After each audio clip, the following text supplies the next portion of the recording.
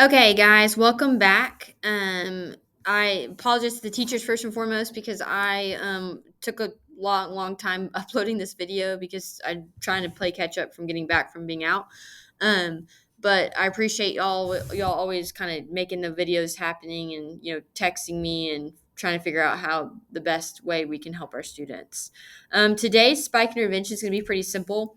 I'm not going to go over a reading or writing skill today. I'm going to kind of go into what the test features are and just to kind of get your brain thinking about certain things that are happening on the test, so everybody's aware of what the test is all about.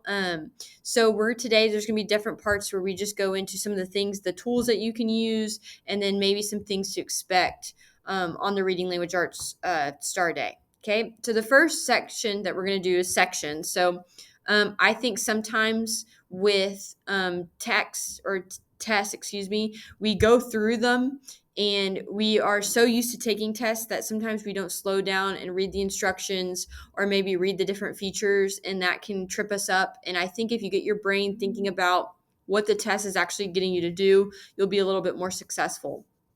So for example, uh, there are four different boxes on this page, and what I'm trying to get you to do is think about the instructions before the actual passages or parts of the test, because those instructions really let you know what you're about to do.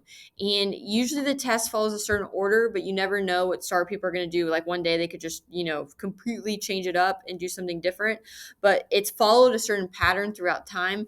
And so I'm going to go through these instructions and just tell you what those sections are. And then maybe that will help you be more aware of what you're actually doing in those specific questions.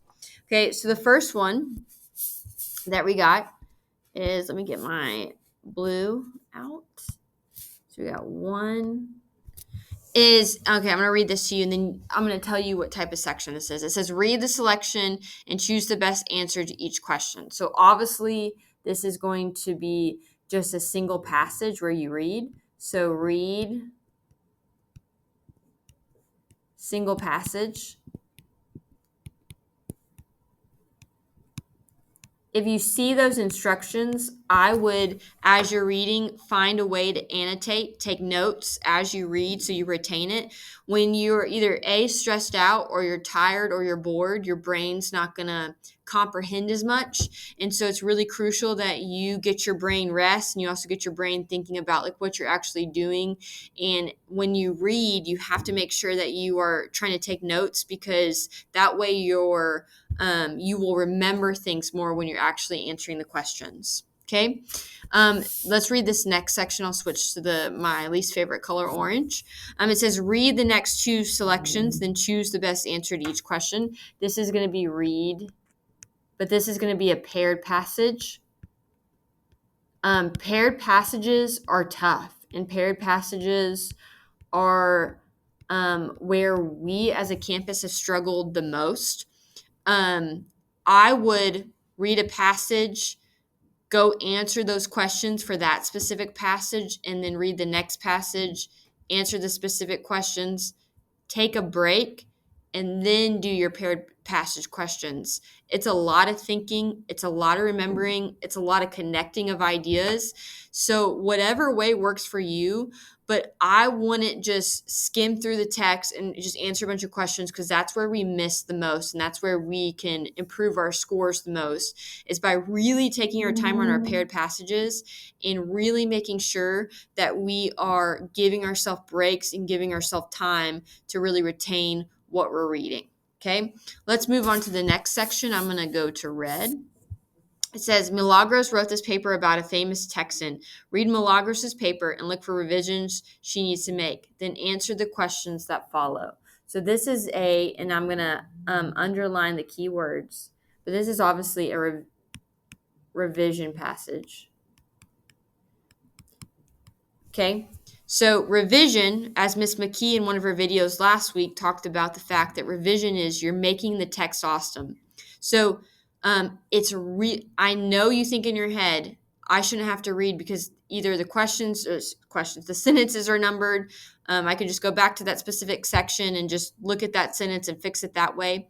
I would read the entire paper, because as you're reading the entire paper, you're going to see areas without looking at the questions that you know to yourself are, there's going to be things that pop up as you read. And if you annotate and you kind of highlight those things, when you answer the actual questions, it's going to be that much easier for you to really know what the overall purpose of the paper was and how you can improve different parts to reinforce that purpose. Okay. Okay, let's move to the next one. The next one is, oh, we've already done blue, so let me do green. Read the selection and choose the best answers to each question. Juan Carlos is writing a paper about a NASA study. Read these paragraphs from the body of Juan Carlos's paper and look for corrections he needs to make. Then answer the questions for that. So I see the word corrections. So this we know is going to be an editing paper. Okay. So you are probably like old Mrs. Bear. Excuse me. When I was your age, I would have, they called them, I think it was called the tax test, or I don't forget what it was called, but it was similar to this. And if I saw these specific instructions at the beginning, I would skim through. I wouldn't anymore. I would take your time, read the instructions, because it's going to give your brain a clue about what you are doing and what purpose you need to take from the reading, and make sure that you are like you're remembering all the lessons that your reading language arts teachers have worked so tremendously hard to help you be the best version of yourself on this particular test. Okay, this next section gets me every single time because we talk about this endlessly in our class, and it seems that there's some confusion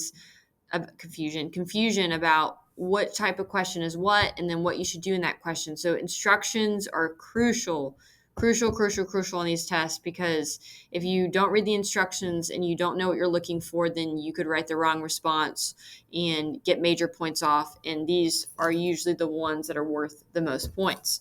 So let's get into this. Okay. So I'm going to give you a specific type of question, just an example. And then I would like for you to guess about what type of question that is. And then we're going to go back and talk about it. So I'm going to go through each example. I'm going to have the person that's doing the spike intervention video pause.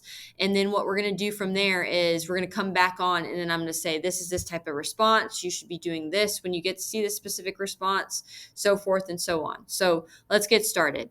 So the first one says, read the question carefully, then enter your answer in the box provided. What is the author's main message in the selection? Support your answer with evidence from the selection. Okay, so that's one type of response that you will be doing on the test. Here's another one. Write your essay in the empty box below. Read the selection, a different approach to budgeting. Based on the information in the selection, write a response to the following.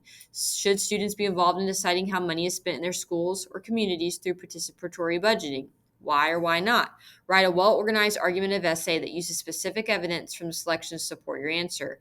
Remember to clearly state your claim, organize your writing, develop your ideas in detail, use evidence from the selection in your response, use correct spelling, capitalization, punctuation, and grammar, manage your time carefully so that you can review the selection, plan your response, write your response, revise and edit your response, write your response in the box provided. That's a long one. That should give you a clue about what type of response that is. And the last one is sentence 23 needs to be revised in the space provided. Rewrite sentence 23 in a clear and effective way. So if you're running the spike intervention video, please pause and discuss what each type of response is, and then I'll come back on and we'll discuss some more. Okay, so let's go through these. So if on the first one you put SCR, you are correct. Ooh, don't want to do that. Okay. And if you see an SCR, you should get your blank piece of paper. And I know some of you have been trained to do your planning paper before, whatever your teachers taught you to do, but it's the one that has A, C, E, and it's got 3 sections. And you should typically write 3 to 4 sentences for this response, okay? So it's heartbreaking every year when we get to see your pupils' responses and they wrote a whole ECR for this specific one, or vice versa. So you want to make sure that you know this is short constructed response. Some of my clues for that is that it says, read the question carefully, then enter your answer in the box provided. What's the author's main message? The question is going to always be different every single year. It's not necessarily going to be that particular question, but it could be this part where it says support your answer with evidence from the selection. I would also say there's a lack of instructions. So if it's not telling you to write an essay and it's not telling you to combine a sentence, you should know that this is an STR and it's answer, cite, explanation. And we've gone over this tirelessly in class, and students are still struggling with which specific one they're supposed to write. So this is the ACE. Okay, remember, short, 3 to 4 sentences. So if it's short instructions and it says support your answer with evidence, it's going to be an SCR. Okay, the next one, if you put, and I hope every single person in the school got this right, is ECR. And I'm going to draw it really quick, and I apologize that my drawing is not great, but this would take up your whole entire paper, this planning paper. And that would be your intro paragraph. Then you got your 2 body paragraphs. You want to make sure that you have your thesis where you restate the question in your thesis, and then you're restating your thesis at the end. And these body paragraphs are supporting your main ideas, and they essentially follow a short constructive response. Ooh, I don't know why I put an S there. But you're making up a whole entire essay. Your ECR should be minimum about 8 sentences. If you go further than that, that's great. But if you're writing a 1 to 2 sentence ECR, then you are leaving points on the table, and that is not what we've trained you to do all year. So make sure that you actually plan your paper out before. And it says that in the actual response. It says, plan your response. And then you go and then you type your response. And then it says revise and edit your response. So go reread it and make sure you haven't made mistakes. Make sure you have correct capitalization, punctuation. Make sure it makes sense. Don't just go to the next question. Spend time to make sure it's as perfect as possible. Here are some other clues that I can tell you it's an ECR. The biggest clue in this is, I'm not trying to be rude to anybody that got this wrong, but it says essay.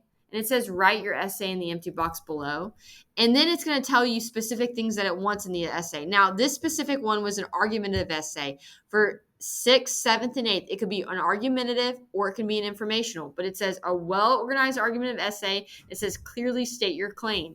If it's argumentative, they're going to say claim, so you're taking a side. If it's informational, they're going to be saying clearly state your thesis. And so you're going to have to answer that question. But you have to plan it out before. And I know it's hard work. I know it's a struggle. I know some of you, it might not come straight to your brain, but if you take the time to try, you're going to get more points. Even if you have some parts wrong, you rather put full effort than just completely giving up and writing 2 sentences when I know for a fact every single reading and language arts teacher has trained you to do better and expects better from you. Okay. The last one, we've practiced in Spike Intervention. We practice all of these, but I'm just kind of recapping. It's combining sentences. Okay.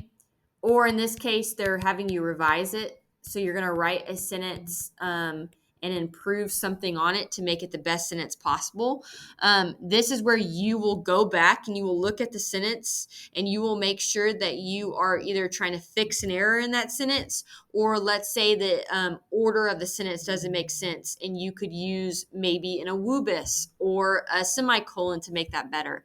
But it's really crucial that you are reading these and you know which each response. We've gone over it and over it and over it, and every single year and every single benchmark we have students write the wrong responses or not write enough. And I know for a fact that we've done the work to do this. And so it is insulting to your teachers. It is insulting to the school when you just give up. That day you need to kind of suck it up and you need to write the best thing that you possibly can so we can show growth and we can show that you know how to do reading and language arts class. Well, hello. I'm back, but we have. Okay. I'm sure you're tired of seeing her face and hearing her voice, so here I am. My name is Miss Sanchez. If you don't know who I am, hi. I'm going to be going over these 3 tools that you will see on your STAAR test. So the first one is our dictionary. And with this one, you can use the online or you can ask your test administrator for a physical copy. Things to remember about this is make sure you check your spelling. and look at your prefixes or suffixes. For example, with the word rating, ing is our suffix, so we need to take that out and actually put an e at the end for rate to get an accurate definition. So just remember that prefixes, suffixes, correct spelling, and you can ask for a physical copy. The next one is our notepad. You can use this to annotate your passages, paraphrase, summarize, make notes, do your mops, TP cat, things like that. If you are just trying to take a break, but you don't want to go to the bathroom, you can just kind of like type away mindlessly, write yourself a little letter, encouragement to yourself, a poem or something like that. But do remember that whenever you submit the test, these little notes can be seen. So just remember that. The last thing is our line reader. For this one, you can use this to track your reading, whether you're a struggling reader or not a struggling reader. You can still track kind of where you are in your passage. Other kids have used it when they go to the bathroom, they put it on so they don't lose their spot. But these three tools will help you in passing your STAAR test out of all the things that your English teachers have done. So good luck to you. Again, Miss Sanchez, you're welcome because Miss Bear is not here. Thanks.